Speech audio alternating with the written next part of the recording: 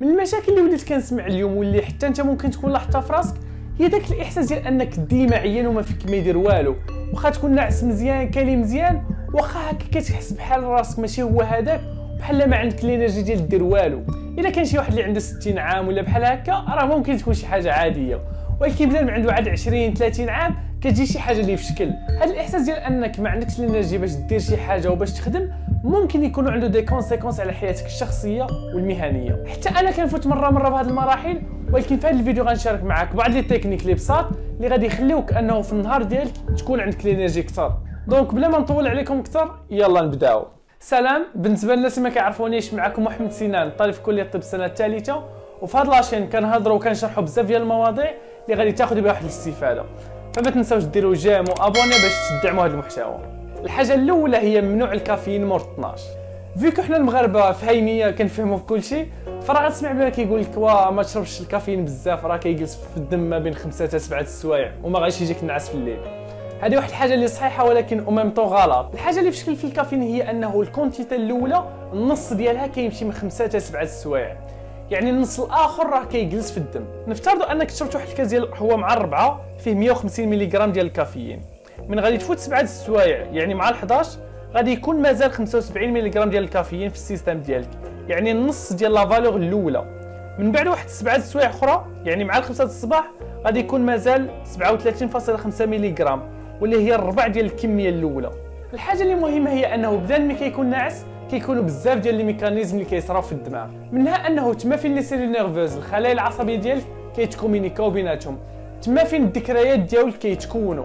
كما انه بعض الابحاث كتقول لك بان النعاس كيحيد دوك السموم اللي تراكمت في الدماغ ديالك فاش كنت فايق. يعني فاش كتكون ناعس راه بزاف ديال لي ميكانيزم اللي كيصراو، وفاش كتكون شارب الكافيين وكيكون عاد في السيستم ديالك هاد لي ميكانيزم ما كيداروش مزيان. يعني الحاجه اللي درت انا شخصيا هي ما وليتش كنشرب الكافيين مور 12، وفيكو انا شي واحد اللي كنبغي الكافيين بزاف فبديت كنشرب واحد الكاس مع ديك 9 الصباح فاش كنكون في السطاج، وممكن ملي كضرب ديك ال11 كنزيد شي كاس اخر غير باش يدوز النهار مزيان. الحاجه الثانيه هي طالع على شي كتاب فاش تبغي تمشي تنعس. واحد العاده كانت فيها هذه شحال واللي غالبا حتى انت غتكون ديرها، هي فاش كنت كنبغي نمشي نعس كنجبد التليفون وكنبدا ندور واحد الساعه ولا ساعه ونص، غير كندور في انستا فيسبوك واتساب وكنخلي دوك الاشياء يضربوا فيا، عاد موراها كنمشي نحاول باش نعس. الحل اللي بديت ندير هي انه بديت كنخلي التليفون بعيد عليا بزاف وكنخلي واحد الكتاب في بلاصتي. من كنبغي نمشي نعس كنهز داك الكتاب كنضرب عليه واحد الطليله ديال ممكن نص ساعه حتى كنشوف عيني بداو كيتغمضوا وكنمشي نعس. هادشي غادي يخليك انك تنعس مرتاح اكثر وتنوض بواحد النشاط كبير.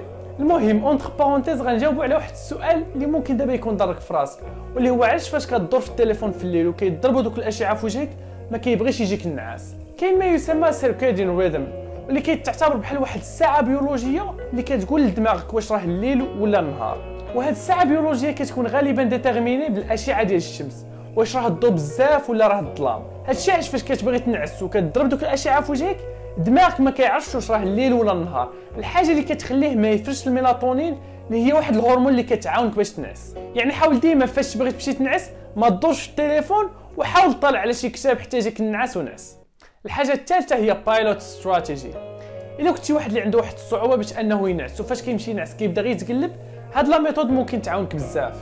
ما عرفتش واش ديجا لاحظت كيفاش لي بيلوت كينعسوا، ديجا هما عندهم البروغرام شي في شكل يعني خاصهم يكونوا كابابين ينعسوا فاش ما جاتهم الفرصه. ومن لي ميثود اللي كيخدموا واللي اصلا تسمات على سميتهم هي هاد البايلوت استراتيجي، واللي كتخدم غالبا في 90% ديال الحالات، 10% معليش. المهم لا ميثود شنو هي فاش كتبغي تنعس اول حاجه كديرها هي انك كتبلع عينيك وكتحاول ترخي كلشي العضلات ديال الوجه حتى لديك الدرجه ديال انك كتحس بحال فمك بحال كيطيح. يعني اول حاجه كديرها هي انك كتبلع عينيك وكترخي كلشي العضلات ديال الوجه.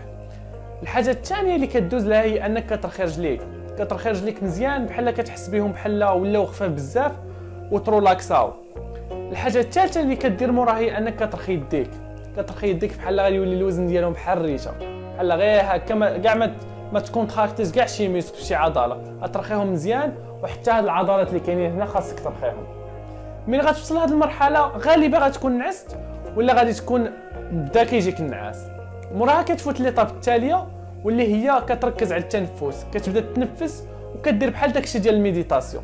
ممكن دابا من سمعتها غتقول هاد خونا شنو راه يدفش علينا، شنو راه يخرف علينا، صراحه حتى انا من سمعتها كنت كنقول نفس الحاجه، ولكن من سيتها راه داكشي داير بحال السحر. المهم نتوما سيوها وردوا عليا. الحاجه الرابعه والتاليه هي تحرك، سواء تمشي لاصال ولا غير تمشى، المهم دير واحد لي فور فيزيك. ممكن دابا تقول كيفاش انا عيان مدقدق ما عنديش الانرجي وراك تقول لي لي فور فيزيك وروح تريني. الحاجه اللي خاصك تعرف هي انه لي فور فيزيك كيدير ليفري لوكسيجين ولي نوتريمون لي تيسو، وكيعاون لو سيستيم كارديوفاسكولار ديالك يخدم احسن. ومن لو كور ولي بومو ديالك كيكونوا في واحد الحاله افضل، فراه اوتوماتيكمون غادي تكون عندك واحد الانرجي اكثر باش تخدم في النهار. ممكن تكون بحالي شي واحد اللي ما كيمشيش لاصال، ولكن الحاجه اللي كندير هي انني كنتمشى مينيموم واحد الساعه في النهار. ماشي ضروري تكون تمشى ساعه، ولكن ممكن تبدا بربع ساعه نص ساعه ماشي وكتزيد. باغ اكزومبل في الصباح كيكون عندي ستاج كنمشي نتمشى على رجل واحد 20 مينوت، عاوتاني موراها كنولي للدار، عاوتاني العشيه ممكن كنخرج. المهم في نهاري كنحاول انني ندير واحد لي فور فيزيك، واخا انني ما كنمشيش لاصال، ولكن الحاجه اللي كندير هي انني كنتمشى. وديجا لا مارش التمشيه عندها بزاف ديال المزايا ايجابيه على الصحه ديالك. يعني انت في النهار ديالك الا ما كنتش كتمشي لاصال حاول انك غير تمشي واحد نص ساعه ربع ساعه، المهم راك تما، المهم حاول تتحرك. فوالا هذا ما كان في الفيديو ديال اليوم، نتمنى انها تكون عجبتكم بزاف. الا كنت باغي تفرج شي حاجه اخرى غنخلي لك واحد لا فيديو هنا اللي غتستافد بها حتى هي. وما تنساش ديروا جيم وابوني باش تزيدوا تشجعونا نديروا فيديوهات بحال هكا. ولا عجبتك لا فيديو بارطاجها مع صحابك ومع الناس اللي كتعرف باش حتى هما يستافدوا. هذا ما كان، ونشوفكم الفيديو الجاي. باي باي.